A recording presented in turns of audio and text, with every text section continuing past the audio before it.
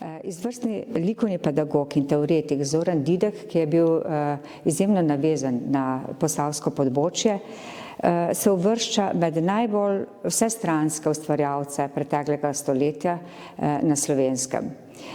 Ob slikanju, risanju in študijski ilustraciji ter grafiki se je ukvarjal oziroma se je posvečal tudi oblikovanju.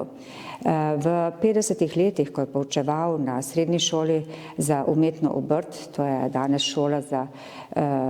srednja šola za oblikovanje in fotografijo, je nastalo, torej v tistem času je nastalo precej skic in risb za njegove tako steklene kot keramične izdelke.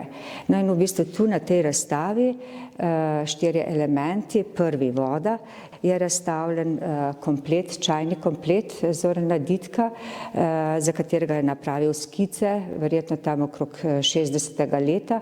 No in ta komplet so potem izdelali v obratih nekdanje tovarne, keramične tovarne Liboje.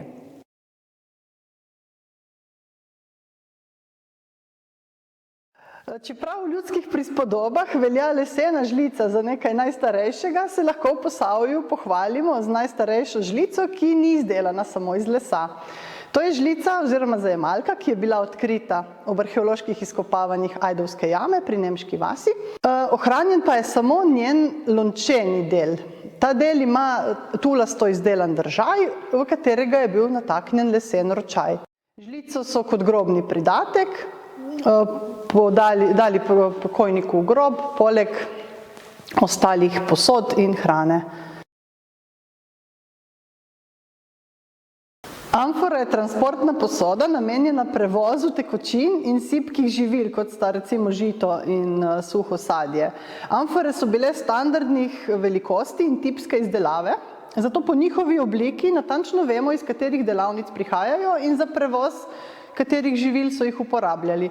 Ta tip amfore z ravnim dnom so izdelovali v mestu Forlimpopoli v severovzhodni Italiji in te amfore so uporabljali po celotnem Sredozemlju, pa tudi po celem Balkanu in provinci Panoniji, kamor sodi tudi naš Neviodunum. To amforo so uporabljali skozi celotno 1. in 2. stoletje, uporabljali pa so jo za prevoz vina. Sodček, imenovan Barivc, ima lesene dogice, 4 železne obroče in žičnat ročaj z valjastim lesenim držalom. Visok je 16 cm, premer ima 14 cm in prostornino 2,6 do 3 litre.